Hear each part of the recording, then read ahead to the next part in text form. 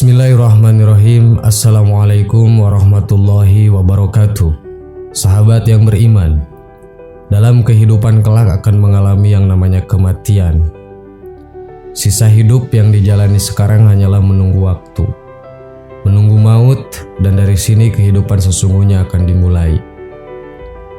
Saat manusia meninggal, maka akan terputus semua amalannya kecuali 3 perkara, yaitu sedekah jariah, ilmu yang bermanfaat, dan anak soleh yang mendoakan. Hal ini sebagaimana pernah diriwayatkan oleh Abu Hurairah radhiyallahu anhu bahwa Rasulullah SAW bersabda, "Idza mata li ibni Adam inqata'a amaluhu ila min salasin shadaqatin zariyatin aw ilmin yuntafa'u bihi aw waladu yad'u lah."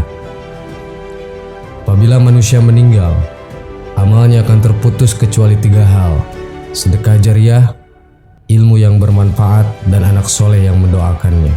Hadis riwayat An-Nasa'i dan Tirmizi. Sebagai muslim yang sadar akan pentingnya bekal amal di hari kiamat, tentu akan sangat berharap amal yang pernah dikerjakan semasa hidup bisa menghantarkannya menuju surga yang telah Allah sediakan. Harus kita ketahui, ternyata bukan hanya pahala saja yang bisa tetap diterima ganjarannya saat seseorang telah tiada. Sama halnya dengan dosa yang telah dilakukannya. Selama ini kita hanya tahu bahwa ada beberapa amalan jariah yang pahalanya akan tetap dapat dirasakan oleh si pelaku amal walaupun sudah meninggal dunia. Namun ternyata itu pun akan berefek sama dengan pelaku dosa. 2 dosa yang terus mengikuti kita walau sudah meninggal. 1. Orang yang menjadi pelopor maksiat. Pelopor adalah orang yang mengawali segala sesuatu. Ia tidak menyuruh orang lain agar mengikuti perbuatannya, namun secara tidak langsung perbuatannya telah menginspirasi orang lain berbuat hal serupa.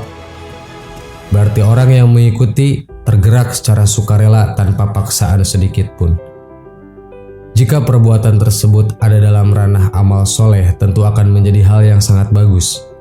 Ia berhasil mendakwahkan kebaikan tanpa orang mengikuti merasa tertekan dan tergurui. Orang yang mengikuti rela hati ikhlas lillahi ta'ala mengikuti jejak langkah-langkah kebaikan orang tersebut.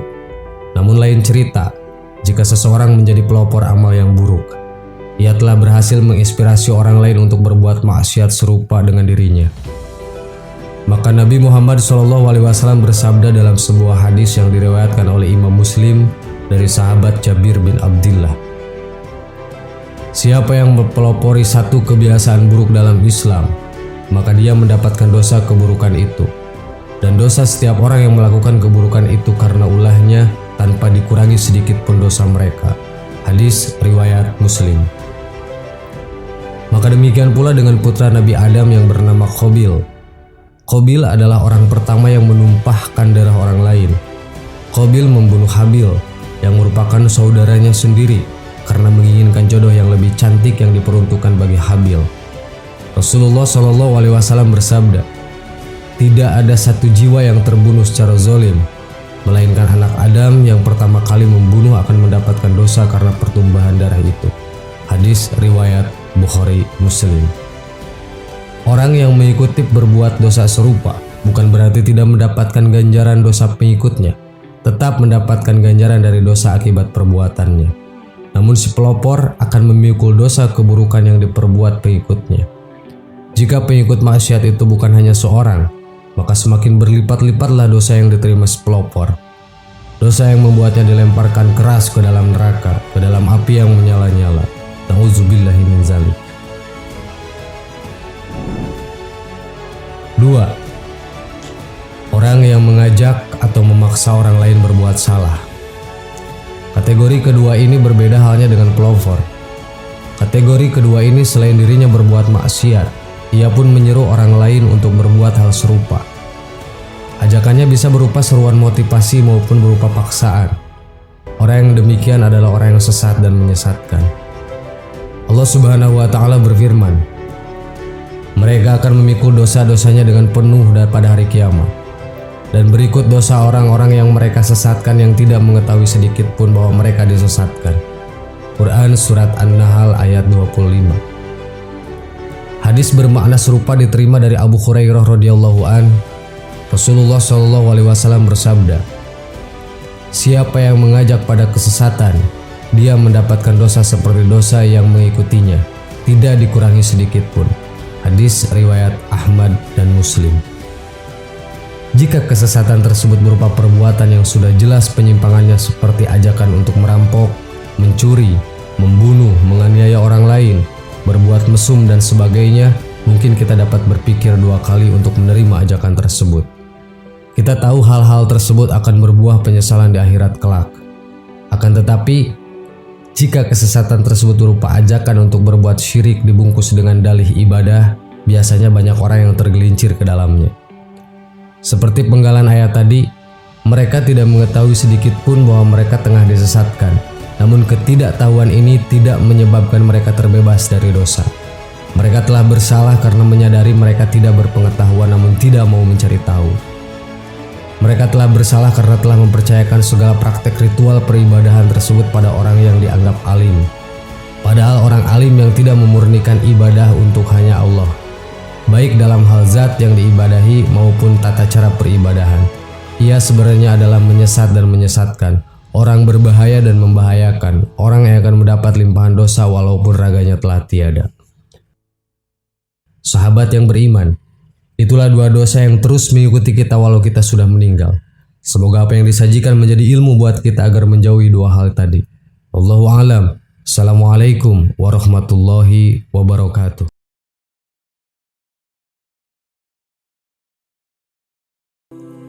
Bismillahirrahmanirrahim. Assalamualaikum warahmatullahi wabarakatuh. Sahabat yang beriman, manusia tidak akan pernah luput dari salah dan dosa.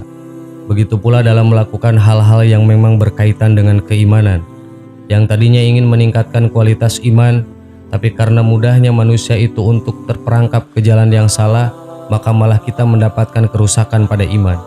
Itulah hal yang paling berat dalam hidup kita. Hanya saja Allah Subhanahu wa Ta'ala telah memberikan keringanan bagi setiap hambanya. Bila kita khilaf melakukan perkara yang dilarang oleh Allah, Allah Subhanahu wa Ta'ala telah mempersiapkan penebusannya. Berikut ada 3 penebus jikalau sampai terjadi khilaf. Pertama, menyempurnakan wudhu ketika hawa sangat dingin. Artinya, seseorang yang dengan gigih melawan rasa dingin demi mengambil air wudhu yang akan dipergunakannya untuk beribadah, menunjukkan kegigihannya mengedepankan pengabdian kepada Allah mengalahkan kepentingannya sendiri. Bahkan rasa dingin yang menusuk tulangnya itu sama sekali tidak diindahkannya. Kedua, melangkahkan kaki untuk sholat berjamaah. Artinya, menyengaja dengan niat penuh melaksanakan sholat jamaah. Sesungguhnya sholat jamaah itu keutamaannya 27 kali dibanding dengan sholat sendiri. Begitu pentingnya posisi sholat berjamaah hingga Allah menjanjikan fadilah yang sangat tinggi. Karena sholat berjamaah yang pada dasarnya merupakan urusannya dengan Allah ternyata mengandung hikmah yang sangat luas. Di antaranya dengan sholat berjamaah seseorang akan berjumpa dengan sesama muslim lain yang memungkinkan terjalinnya silaturahmi antar mereka. Selain itu, sholat berjamaah juga dapat menjadi tanda syiar dan kokoh agama Islam, sehingga pemeluk agama lain akan merasa kagum dengan solidaritas dan ketaatan umat muslim yang selalu berkumpul 5 kali dalam sehari. Ketiga, sengaja menunggu waktu sholat ketika telah usai melaksanakan sholat. Dan yang terakhir adalah menunggu waktu sholat tiba setelah melakukan sholat. Maksudnya adalah ketika seseorang usai dengan sholat maghrib, lalu tidak menggeser diri dari masjid atau musola dengan tujuan menunggu sholat isya, maka itu adalah bukti pengorbanan seseorang untuk mengutamakan urusan ibadah di atas urusan lainnya. Artinya dengan menunggu waktu sholat selanjutnya, seseorang berarti menghentikan kegiatan lainnya dan segala urusannya hanya untuk menghadapkan kepada Allah Subhanahu wa Ta'ala. Sahabat yang beriman, sebesar-besarnya dosa manusia apabila dia mau bersungguh-sungguh untuk bertaubat nasuha kepada Allah, maka Allah Ta'ala pasti akan mengampuni dosa-dosa yang telah diperbuatnya. Dan semoga Allah Ta'ala tidak henti-hentinya mencurahkan rahmat serta salamnya kepada kita semua. Amin. Wallahu a'lam.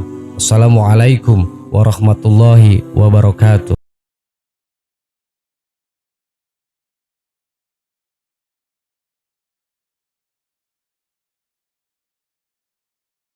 Subhanallah walhamdulillah wala ilaha illallah wallahu akbar. Subhanallah